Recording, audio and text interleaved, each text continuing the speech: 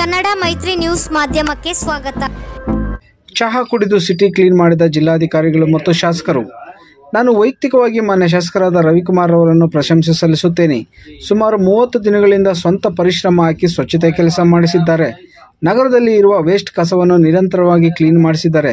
ಇಂತಹ ಜನಪ್ರತಿನಿಧಿಗಳು ಮತ್ತು ಅಧಿಕಾರಿಗಳು ಇದ್ದರೆ ನಗರ ಅಭಿವೃದ್ಧಿ ಆಗುವುದರಲ್ಲಿ ಯಾವುದೇ ಸಂಶಯವಿಲ್ಲ ಎಂದು ಜಿಲ್ಲಾಧಿಕಾರಿ ರವೀಂದ್ರ ಹೇಳಿದರು. ನಗರದಲ್ಲಿ ಸ್ವಚ್ಛತಾ ಆಂದೋಲನವನ್ನು ಜಿಲ್ಲಾ ಅಧಿಕಾರಿಗಳಾದ ರವೀಂದ್ರ ನೇತೃತ್ವದಲ್ಲಿ ಶಾಸಕ ರವಿಕುಮಾರ್, ತಾಲೂಕು ತಹಶೀಲ್ದಾರ್ ಬಿಎನ್ ಸ್ವಾಮಿ ಜೊತೆ ಅಧಿಕಾರಿಗಳು ಪಾಲ್ಗೊಂಡು ನಗರದ ಬಸ್ ಸ್ಟ್ಯಾಂಡ್ ಇಂದ ಅಶೋಕ ರಸ್ತೆ ತನಕ ಫುಟ್ಪಾತ್ ಮತ್ತು ಚರಂಡಿ ರಸ್ತೆಗಳನ್ನು ಕ್ಲೀನ್ ಮಾಡಿದರು.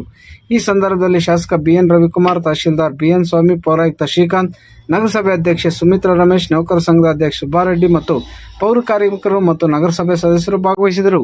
ವರದಿ ಗೋರ್ಮಡುಗು ಮೈತ್ರಿ ಲೋಕೇಶ್, ಕನ್ನಡ ಮೈತ್ರಿ ಶಿಡ್ಲಘಟ್ಟ.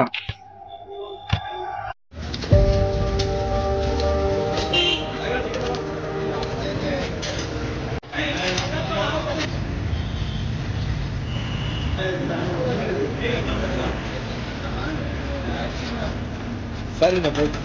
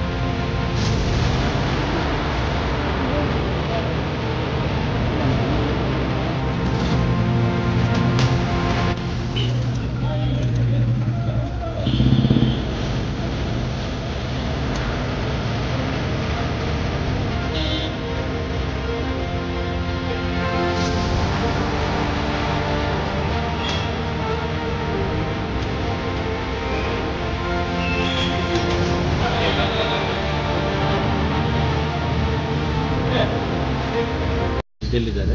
ಹಾಗೆಯೇ ನಗರಸಭೆಯ ಅಧ್ಯಕ್ಷರು ಜೊತೆಯಲ್ಲಿದ್ದಾರೆ, ತಹಶೀಲ್ದಾರ್ ಅವರಿದ್ದಾರೆ, ಪೌರಾಯುಕ್ತರಿದ್ದಾರೆ, PD ಅವರಿದ್ದಾರೆ, ಪ್ರಾಜೆಕ್ಟ್ ಡೈರೆಕ್ಟರ್ DEDC ಹಾಗೂ ಇದಕ್ಕೆ ಸಂಬಂಧಪಟ್ಟಂತೆ ಎಲ್ಲ ಸಾರ್ವಜನಿಕರು ಕೂಡ ಇವತ್ತು ಇಲ್ಲಿ ಈ ಒಂದು ಕಾರ್ಯಕ್ರಮದಲ್ಲಿ ಭಾಗಿಯಾಗಿದ್ದಾರೆ. ಎಲ್ಲರೂ ಕೂಡ ಕೈ ಜೋಡಿಸಿದ್ದಾರೆ. ಪೌರ ಕಾರ್ಮಿಕರು ನಾವು ಎಲ್ಲರೂ ಕೂಡ ಸೇರಿಕೊಂಡು ಬಸ್ ಸ್ಟ್ಯಾಂಡಿಂದ ಅಶೋಕ ಪಿಲ್ಲರ್ ಏನು ಬರುತ್ತೆ ಸರ್ಕಲ್ಲು ಅಲ್ಲಿ ತನಕನೂ ಕೂಡ ಇವತ್ತು ಸ್ವಚ್ಛತಾ ಕಾರ್ಯವನ್ನು ಮಾಡಿದ್ದೀವಿ. ಫುಟ್ಪಾತ್ ಮೇಲೆ ಇದ್ದಂಥ ಹಲವಾರು ಫುಟ್ಪಾತ್ ಎನ್ಕ್ರೋಚ್ಮೆಂಟ್ ಆಗಿತ್ತು, ಅದೆಲ್ಲದನ್ನು ಕೂಡ ಸ್ಥಳದಲ್ಲಿ ತೆರವು ಮಾಡಿದ್ದೀವಿ. ಇನ್ನಷ್ಟು ಫುಟ್ಪಾತನ್ನು ತೆರವು ಮಾಡ್ತಕ್ಕಂಥದ್ದು ಬಾಕಿ ತೆರವುಗೊಳಿದ್ದೀವಿ. ಅದು ಕೂಡ ತೆರವು ಉದ್ದೇಶ ಅಷ್ಟೇ. ಬಸ್ ಸ್ಟ್ಯಾಂಡಿಗೆ ಹೋಗ್ತಕ್ಕಂಥ ಏನು ಪ್ರಮುಖ ಮಾರ್ಗ ಇದೆ ಎಲ್ಲರೂ ಕೂಡ ರಸ್ತೆ ಮೇಲೆ ಬರ್ತಾ ಇದೆ, ಫುಟ್ಪಾತ್ ಎನ್ಕ್ರೋಚ್ಮೆಂಟ್ ಆಗಿರೋದು. ಏಕೆಂದರೆ ಜನರ ಒಂದು ಸಾರ್ವಜನಿಕರ ಸುರಕ್ಷತೆ ಕೂಡ ಇಂಪಾರ್ಟೆಂಟ್, ನಗರದ ಸ್ವಚ್ಛತೆಯೂ ಕೂಡ ಇಂಪಾರ್ಟೆಂಟ್. ಜನರಿಗೆ ಅಲ್ಲೆಲ್ಲೇ ಅರಿವನ್ನು ಕೂಡ ಮೂಡಿಸಿದ್ವಿ.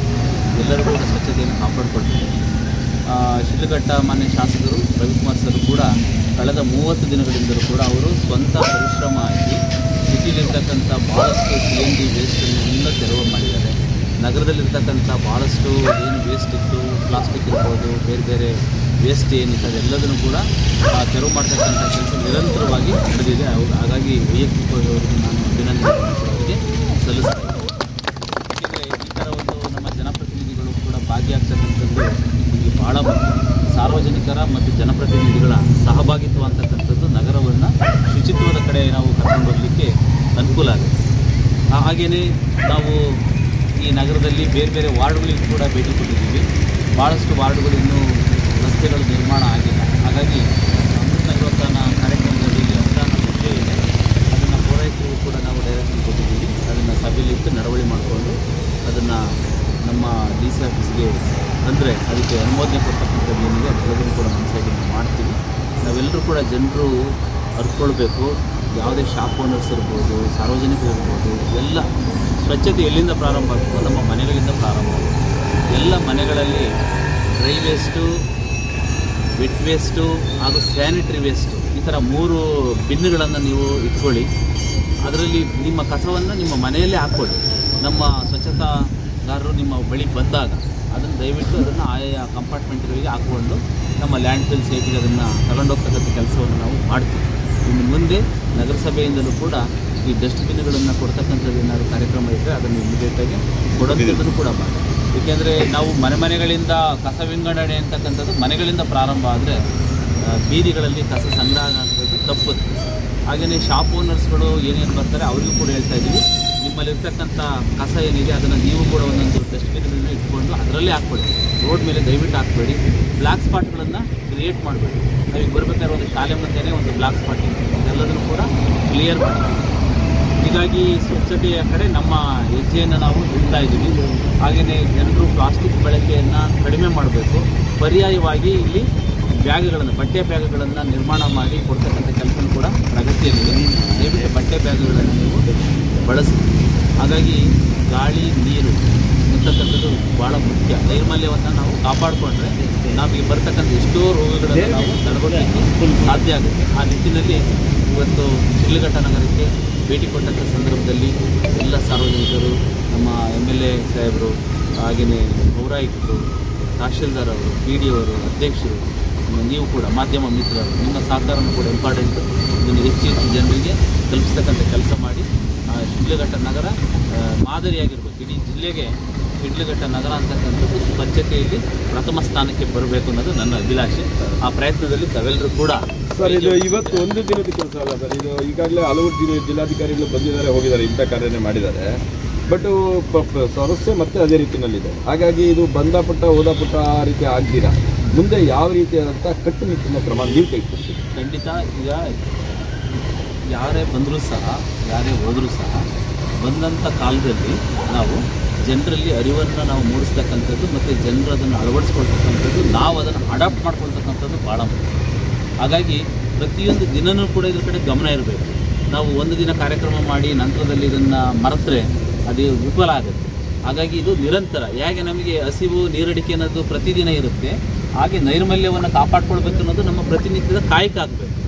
ಸ್ವಚ್ಛತಾ ಕಾಯಕವನ್ನು ನಾವು ಅಳವಡಿಸ್ಕೊಳ್ಬೇಕು. ಆ ಥರ ಮಾಡಿಕೊಂಡಾಗ ಮಾತ್ರ ನಾವು ನಮ್ಮ ನಗರವನ್ನು ಸ್ವಚ್ಛವಾಗಿ ಇಟ್ಕೊಳ್ಳಿಕ್ಕೆ ಸಾಧ್ಯ. ಸರ್, ಇದು ಇಡೀ ಜಿಲ್ಲೆಯ ಆಪರೇಷನ್ ನಿಮ್ಮದು, ಇಡೀ ಜಿಲ್ಲೆನಲ್ಲಿ ಮಾಡೋದಕ್ಕೆ ಹೊರಟಿದ್ದೀರಿ. ಹಾಗಾದರೆ ಸ್ಥಳೀಯ ಸಂಸ್ಥೆಗಳು ಏನು ಕೆಲಸಕ್ಕೆ ಬರ್ದಂತಿದ್ದಾವ?